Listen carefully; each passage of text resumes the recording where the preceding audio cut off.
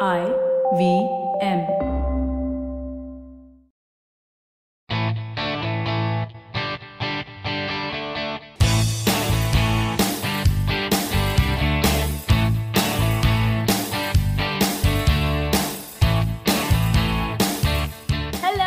Welcome to a brand new episode of the Musafir Stories, India's very own travel podcast, where each week we share the journey of travelers in their own words and relive their experiences with you, our listeners. Hi guys, I'm your host Saif with my co-host Faiza, and welcome to a brand new episode of the Musafir Stories. Now before we get on with today's episode, a quick shout out for Hubhopper. You can now listen to your favorite travel podcast, The Musafir Stories, on Hubhopper, India's largest podcast directory that brings you thousands of unique shows and stories from every imaginable genre, on demand and on the go. So go ahead and download the Hubhopper app from the App Store or the Play Store now. And onward to this episode. And about today's episode, our guest traveler, Johann Kuruvilla, takes us on a city tour of a place often referred to as the Little Lisbon of India. So buckle up as we travel with the local. So with that introduction, I'd like to welcome Johann Kuruvilla from the blog escapinglife.com. Johann, thank you so much for being a part of the Musafir Stories, and we're really honored to have you on the podcast today. Hi Johann, welcome to the Musafir Stories. Thank you guys, thanks for having me here. Johann, well, the introduction that Saif gave about you is quite short and concise. Why don't you go ahead and tell our listeners a little bit about yourself and also about how the travel bug bit you? Okay, it's actually a long story, but I'll try to put in all the puzzle together and then make it sound good. Yes, please. So I was actually in the Middle East till about 2015-16, and it was somewhere in 2014 that a movie came out in the Malayalam industry called Neelakasham Pachakadal Chuvanna bhoomi. It's roughly it means blue skies, green seas, and red earth. Okay. So, I won't even try repeating that after you. But yeah, go on. So in the movie, the actor is actually in search of a person he fell in love with, but she apparently is in Nagaland, and she had to run away back to Nagaland. So he goes in search of her with his friend on a bike. And I think that journey in the movie takes all along India. It really captivated me, and suddenly I felt like, the need to travel. And I think up until that point, I didn't have any interest in visiting or traveling to India. But then with that movie, me and my friends, we were like, hey, we need to explore some parts of India. And that's how I made my first trip to the Northeast. Awesome. So I made a long trip for about a month with a friend. He was there on and off. And covered about 4 states in the Northeast, and came back home, fresh and renewed, and wanted to keep continuing, to do this. So, and then again, I started planning, and after a few months, I could take another vacation, and I traveled to Ladakh like that, and with the introduction to Ladakh and parts of Sikkim. My love for mountains started coming and growing, and then my next trip was to Nepal, and I wanted to do the Everest Base Camp trek.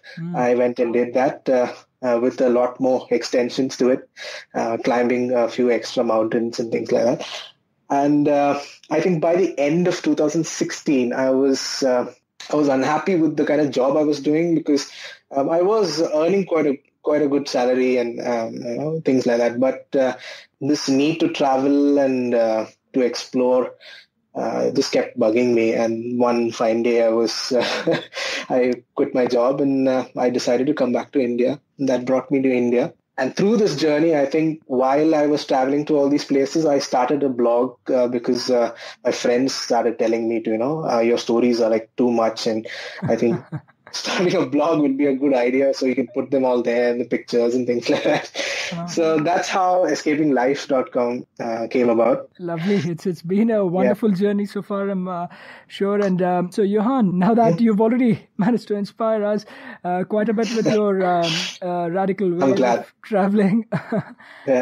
So what we usually do with the podcast is whenever we have a guest come over, we try and discuss a destination and an itinerary around the place that our guest has undertaken in the past. So with that in mind, I just wanted to request you to take us and our listeners to a new place and show us around and take us with you.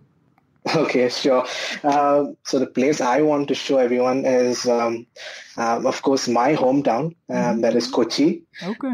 And it's one of those places in India that I think people would love to go again and again and see it again and again. Yes, absolutely. So, you won't believe it. A few days back, I was reading the Outlook Traveler, I think, if I'm not wrong. And that had Kochi in one of the first 10 places in India to visit. So we are all yours. Yeah, top 10 places. So we are all yours to hear about Kochi. Oh, wow. That's great to hear, because it's all, every time you visit the place, you have a different charm and you'll see something new. I think it's the lifestyle here, because it's a mix of a lot of people.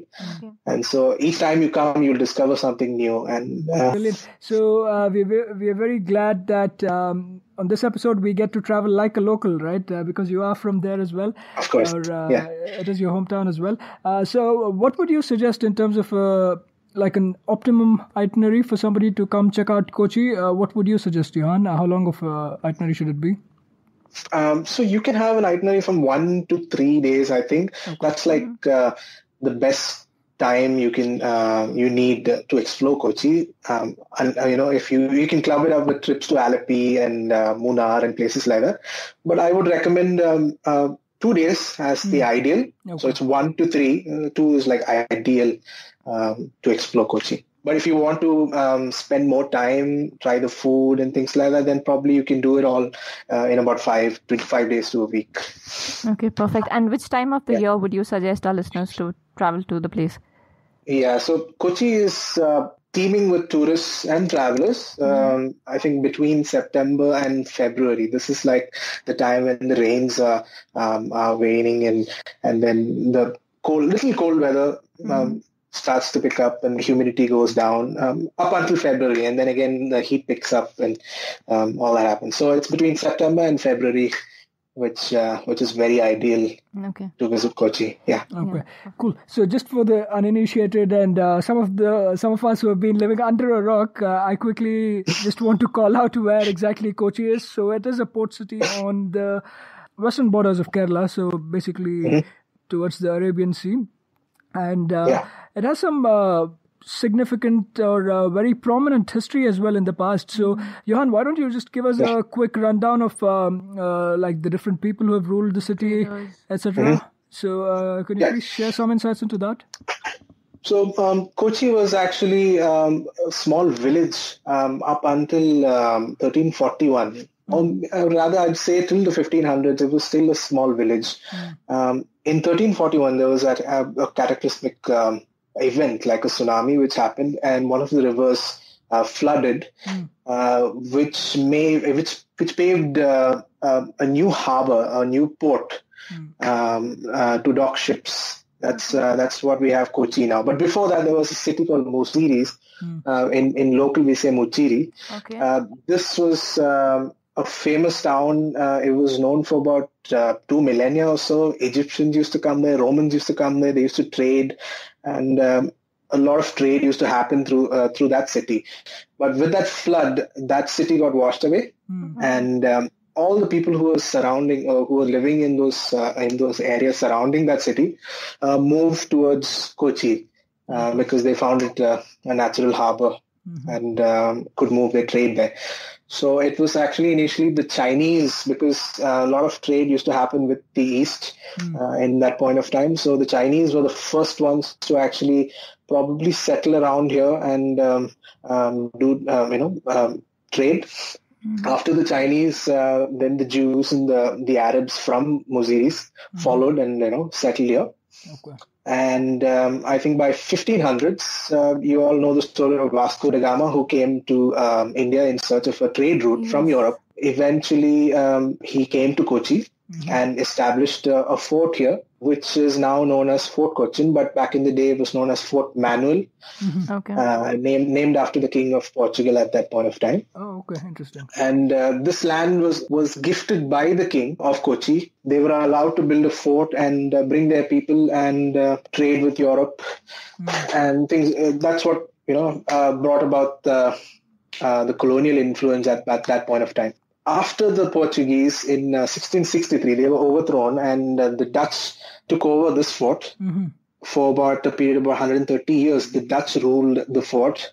Eventually, they became the richest country in the world during that period of time when they were ruling Cochin. History repeated again with the British, and they overthrew the Dutch, and they took over the fort city in 1795. Till we had independence, they ruled the shores of this coast. Lovely. So it has a very rich history, and I think one also gets an insight into why like Kochi is sometimes referred to like Little Lisbon or like a mini England and all of that, right? Because it has been home to so many colonial powers before finally British came and we eventually got independence in 1947. So that also in some sense adds to the rich culture and the heritage of the place, right? Because it's gone through so much, so many different kinds of people have lived there, and it completely has been a melting pot in terms of trade, especially the spice trade, right? I believe even to this day, most of India's spice trade, like close to 90% or so, happens through Kochi, through the port of Kochi, right? So that's what we're going to talk about more today, about this wonderful place. And Johann is taking us on a couple of days, a quick trip of a couple of days, and we're eager to find out. So where are you taking us off to in Kochi, Johann, now that you've given us a good background and context about the place and the history? Sure thing. So I think I'll start with Fort Kochi. That's like the heart and soul of the city, and then we'll see Mattancherry, which used to have, which has the palace there, and which used to be where the locals used to live at that point of time. And then once Kochi started expanding in the 1800s, most of the royals moved to Tripunithura, which was their capital. And we'll explore some of Ernakulam, which is now the main center of what do you say, commercial center in the city. Sure. And probably we'll wrap up with those 4 places. Perfect. Lovely. So let's start with Fort Kochi in that case. Tell us where we're heading to right now. So Fort Kochi, like I said before, was built as a fort town. And so it still retains some of those old buildings that were built by the Portuguese and the Dutch and the English. So as you walk through the streets, you'll see a lot of houses which has different styles of construction. And that's what actually gives that unique charm to Fort Kochi, which is not found in any other city in India, apart from probably Pondicherry. Right. But again, buildings in Pondicherry are mostly French type. But here we have 3 different types, and then you have the indigenous Kerala style also. Right. So we'll walk through the streets, and some of these streets are actually still named after those Dutch names. So we have streets such as the Princess Street, the Burger Street, we have Pirasali Street, Lind Street, there's all Rose Street. There's all these names are actually from Dutch times and still maintained the same. We don't have any problems with changing names like in other places. Yeah, I know. Thank God. And we still maintain Kochi and Cochin as the same thing, we don't have any issues with those two. Yeah. So like I said, you have a lot of buildings, you have churches that were built in. The Portuguese were actually known to have built about 12 churches within the fort. Okay. But when the Dutch came, because they were Protestants and not Catholics, they destroyed 10 of the churches and left two to the place. So one served as a warehouse for some time, and the other one was used as the city church at that point of time. But these 2 churches are still alive, and they are known as the St. Francis Cathedral, which is the first European church in India. And you have the Santa Cruz Basilica, which is a cathedral, I think the first cathedral basilica in in India. Okay. So these are two venerated churches that a lot of people come and see. And how big of an area is the fort covering? Yeah, so I think in Portuguese times, the fort was about 3 to 5 kilometers in that radius. But when the Dutch came, because they were only interested in trade and not mixing with the culture, they reduced the size of the fort to about 1 to 2 kilometers in that range. Okay. So the area where people come and stay now as tourists or travelers is in that same 1 to 2 kilometers that the Dutch built. Yeah. Okay. And I think if I'm not wrong, the St. Francis Church, that's where for a considerable period Vasco da Gama's final remains were also he was buried there, right? If I'm not wrong. Yes. So Vasco da Gama made 3 trips to India, and on his third trip to India, when he was the viceroy of Portuguese India, he was living behind the church. There's a house. There's a Portuguese-looking house there behind the church, which is now known as Vasco Homestay. Which is believed to be in the home of Vasco. And on the eve of Christmas, one of those years, he died, and he was buried in that church for about 14 years until his son came and took his remains and took it back to Portugal, where he was venerated as a hero. So he's now lying in rest along with the kings of Portugal. Okay. Very interesting. Yeah, there's actually a lot of stories which I think if you come for a walk with me in Kochi, I can explain it much more, because we take about 3 hours. I think it's a good opportunity to give a quick shout out about the walk as well, Johann, that you organize. Can you tell us and our listeners a little bit more about that? Okay, so because I have a lot of love for history and heritage, and because I'm from this small fort city, I started taking heritage walks probably in the past 8 months, with an effort to actually encourage people to conserve heritage and educate the masses about heritage conservation. And then I use storytelling as a medium more than history. So because I'm not so well versed in history, I never studied history as such. I use storytelling. I collect stories from the people, and I use these stories for my walks. I connected it with a little bit of history. And so I started a new initiative just a few days ago called the Kochi Heritage Project, where I will be sharing pictures and stories and the history about the place with the same aim to educate the masses about heritage conservation and to start from grassroots, where people start realizing that, hey, that place has a good story. I think it's supposed to be there. So I think it's a small step towards a big goal. And I take heritage walks I've taken with Sahapedia and a few other travel companies where I do this. I think any of your listeners, if they want to do a walk with me, they can always contact me. And absolutely, I think it's I'd like to give a big shout out to you for taking this up, right? Because in this whole rat race, if I may call, right, that most of us are stuck, we sometimes tend to forget what the past has been, what the history has been, what the culture and the heritage has been of the place that we live, that we pretty much go up and down every day. So I think it's a great initiative that you are trying to educate, inform, and more than anything, make people aware of the history of the place, right? That they belong to, that is a part of India and has played a major part of colonial India as well. So that's been thank you so much. Lovely. That's been lovely. Now that we have passed through these churches and these streets that remind us of colonial India, where are we headed off to? So I think I usually end the walk at the Chinese nets. So that's actually one of the, I think I start the walk sometimes, I end the walk sometimes. It depends on, at the mood at that time. Chinese nets is actually the symbolic icon of Kochi. From there, actually, you can actually take a tuk-tuk ride. Or a bicycle if you're feeling adventurous.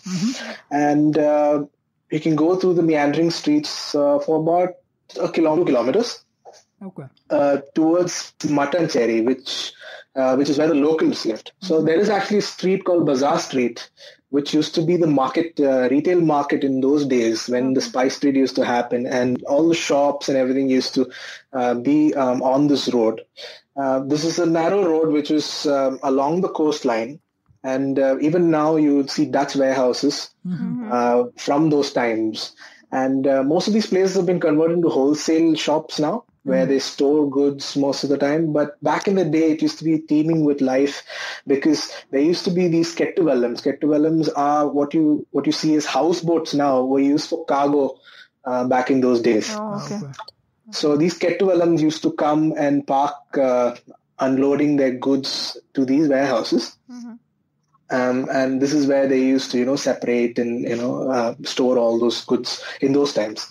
So a cycle ride or a tuk-tuk ride along this road is very, very exciting because you can actually smell dry ginger. You can smell those spices as you go by. So a cycle ride is actually very nice. And once you reach at the end of this is where the Matancheri Palace, or now it's known as the Dutch Palace, actually lies. So this is where the king used to live. The royal family used to live. And around him, he offered land to different people. So all these locals, apart from the colonials, they used to live here. Okay. The ones from India. So you have the Jews, you have the Arabs, you have the Gujaratis, you have the Kachis, you have the Konkanis, you have Tulu Brahmins, Tamil Brahmins, Marathis. This place was just filled with these people. And even now, their descendants still live in these areas. So you have the Matancheri Palace, which is very historic. So like I said earlier, the fort was actually gifted by the king to the Portuguese. The Portuguese gifted a palace to him. So in those days, even the kings were not allowed to live in a structure that was made of brick and and roof laid with tiles. Oh, really? So it was so it was only until the Portuguese that it's after the Portuguese that this kind of an idea started coming out. So obviously they helped them build this palace as a sign of a thank you from Portugal side, and which was later destroyed when Dutch took over Cochin, because they destroyed a lot of buildings here. But the Dutch renovated this palace, and that's how the name comes as Dutch Palace. But the initial palace was built by the Portuguese. And this palace is very unique because one thing is when you go inside, you have mural paintings. And it depicts the story of Ramayana and a lot of different stories from the Vedas and everything. You will see inside, and you'll be actually lost while you see those images, because each mural has a story, and there are actually history of the kings and history of Kochi and everything inside. It's become a museum now. Which one is your favorite? The murals, of course, because you don't see those kind of murals anywhere else in probably Kerala. It's very rare to find murals on the wall, and this is like what you see in North India. You don't see that kind of mural drawings in South India or Kerala especially. So it's one of the places you have to see in Matancheri when you're there. Once you're out of that, you will actually enter Jew Town. You'll see a big board which shows you to Jew Town. Now it's filled with a lot of shops that sell a lot of antiques and spices here and there. But back in the day, each building in that street used to be where a Jew used to have a shop, and he used to live either behind it or above it. Okay. So you will see row houses. You will see houses in a row, stacked one by the other. And you go around the street, you will reach the synagogue. Now, the synagogue actually shares the wall with the palace on the other side. And that side of the wall is where one of the temples is. There are 3 temples in that palace compound. One of the temples share the same wall as the Jewish synagogue. Very interesting, Yeah, I think it also nicely sums up Kochi, right? It's such a unique mixture of all these different kinds of people and religions. Different religions too, and they're all connected by trade, right? If you look at the kinds of people from Gujaratis to Arabs to Konkanis, all of them, if you see, the common link is trade, but it's also very heartening to see how they live together, right, in harmony. Yes. So I think the royals of Kochi were very open-minded, and they always wanted people to come and live in their country, live in their kingdom. I remember going to a synagogue a little away from Kochi. By the way, there are about 12 to 13 different synagogues in Kochi, which it's not just one synagogue. So, so there's one synagogue which I visited, and I see a small image which shows the king actually when he meets the Jews, and he heard that they speak a different language and they follow a different religion, and he's like, I need some of you people in my kingdom. That is what the king said, So because they were so open-minded, they actually invited these people and offered them piece of land and trade. They could do trade, and they were given concessions by the king, so they didn't have to pay tax or things like that, And that's how the Jews, the Arabs stayed on. The Gujarati has a very strong community here. There's a Jain temple which people can visit and one place I take my guests to is when at 12 o'clock they feed pigeons there, which is a very, a sacred ceremony which they have there and which public can see. This is very unique to this side of South India because you don't have any other Jain temples around in probably Kerala. So that is their community. You have the Kachi Memons, the Cochinwalas who still live there. So we get amazing biryanis from these people on Sundays. The Muslims the Arabs have become Muslims now. So because they were Muslim, they're not known as Arabs. Eventually, their descendants settled here. And so we have a good Muslim community in that same area. Again, they were related to trade and, building ships and things like that.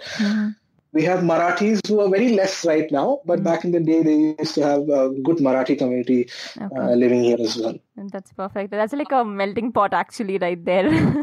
So awesome. That's been a great journey so far, from Fort Kochi all the way to Matancheri, like a virtual heritage walk for all of us. And thanks so much, Johann, for that.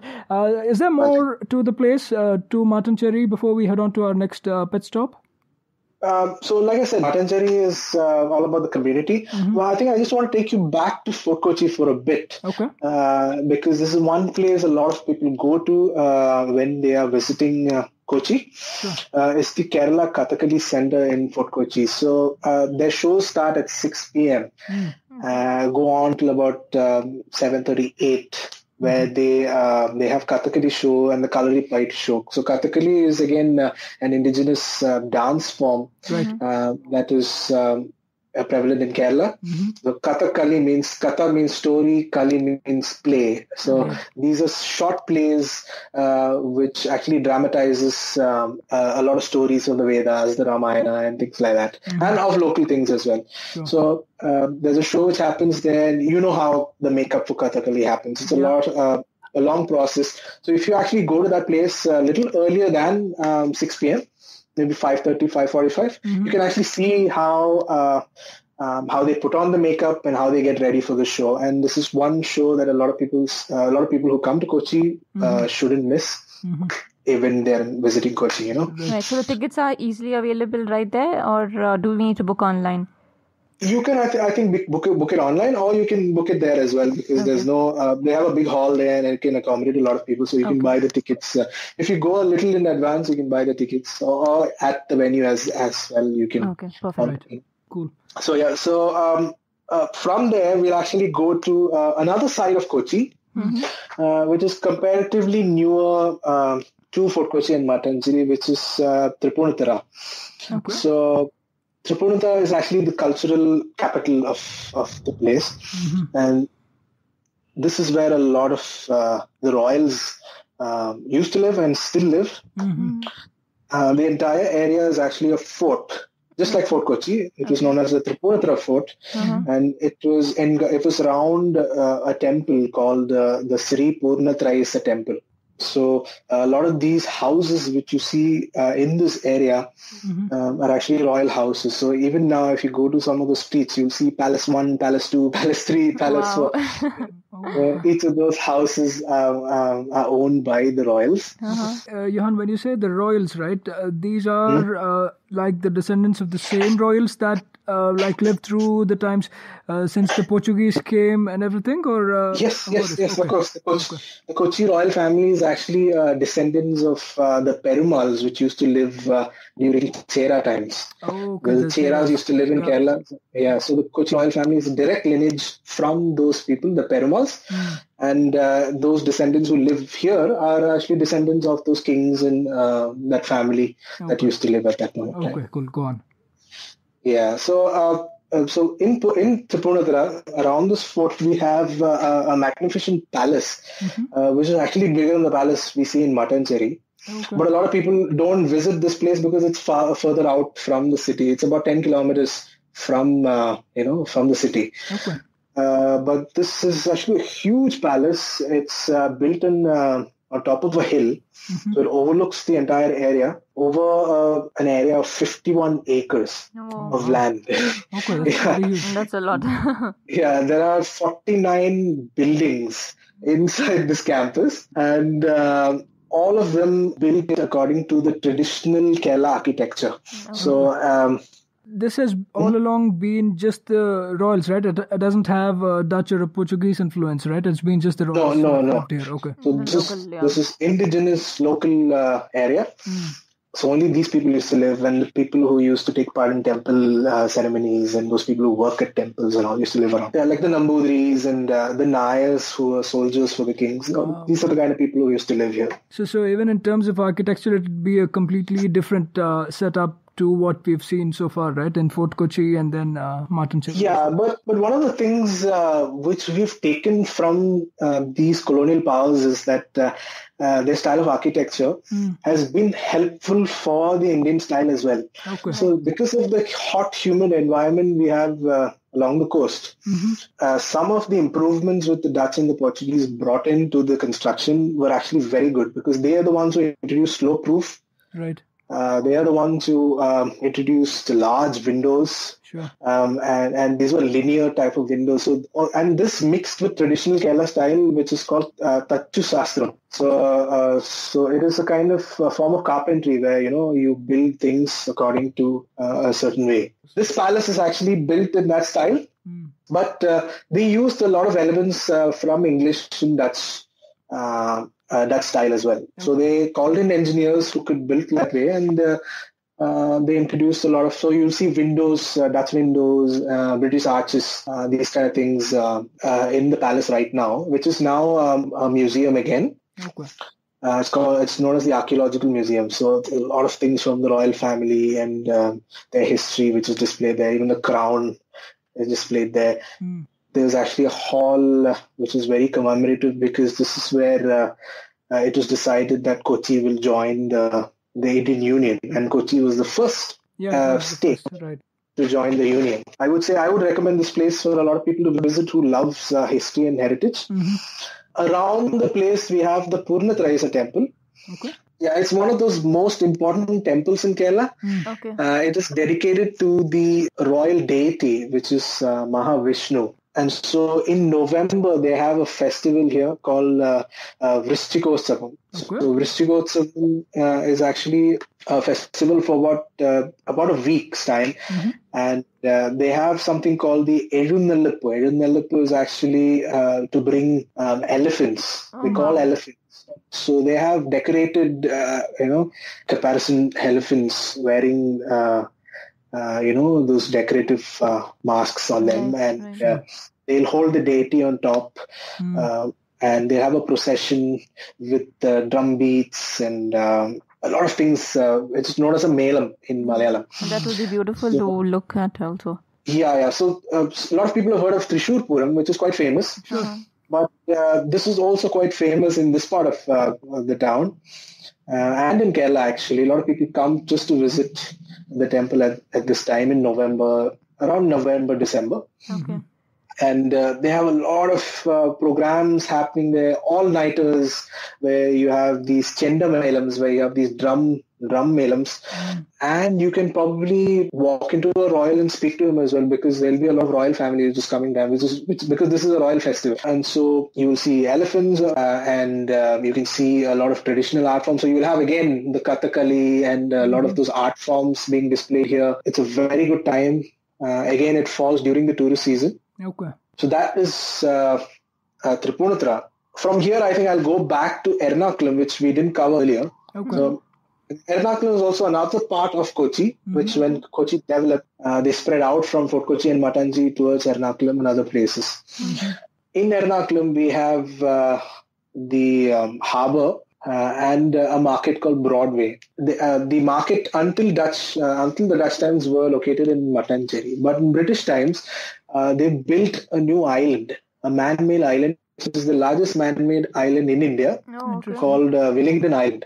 Okay. So, because there was a new port there, they shifted all the trade towards Ernakulam, where they built a new market.